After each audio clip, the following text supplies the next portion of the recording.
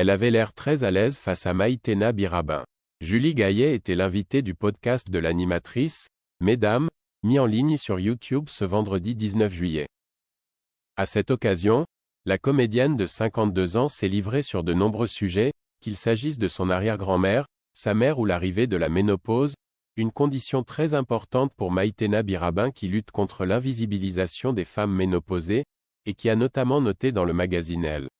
On est 9 millions de femmes, qu'on imagine en train de tricoter avec un plaid. À propos de sa propre ménopause, la comédienne et productrice a confié « Je prends cher avec la ménopause, moi. On ne m'a pas préparé à ça. C'est assez fou d'ailleurs. Je me dis, mais pourquoi on ne nous prépare pas? Pourquoi on n'en parle pas? A-t-elle raconté, avant d'ajouter. Il faut le prendre joyeusement parce qu'on prend cher. J'ai la sensation que ça me ralentit. J'ai la sensation, ce n'est pas vraiment des bouffées de chaleur, de temps en temps d'avoir un petit moment de chaud.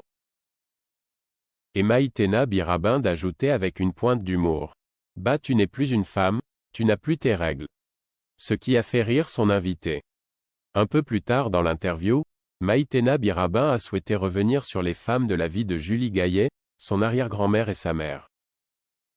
La première, Thérèse Gaillet, a eu un parcours étonnant qui a aidé à construire la mère de 2 garçons.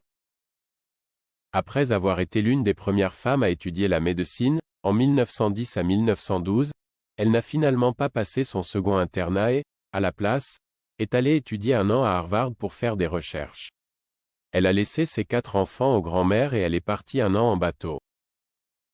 Elle a géré toute cette tribu avec une volonté d'indépendance, a précisé la compagne de François Hollande. Quant à sa mère, elle a évoqué ce moment qu'elle a mentionné dans son livre Ensemble on est plus forte, le jour où elle a compris que sa mère avait été victime d'une agression. Ce jour-là, elle se baladait dans la rue avec sa mère quand cette dernière lui a dit « Il est mort ». Je m'entends lui répondre « C'est bien, c'est une bonne nouvelle ». Et je comprends au moment où elle me le dit qu'elle a été victime de violence. Je sais qu'elle me parle de quelqu'un qui l'a agressée, a raconté celle qui a relaté la réaction de ses parents quand elle leur a présenté François Hollande.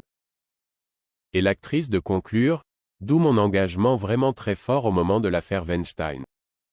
Il y a eu l'affaire Weinstein, il y a eu #MeToo et il y a eu Balance ton porc. Et maintenant on agit.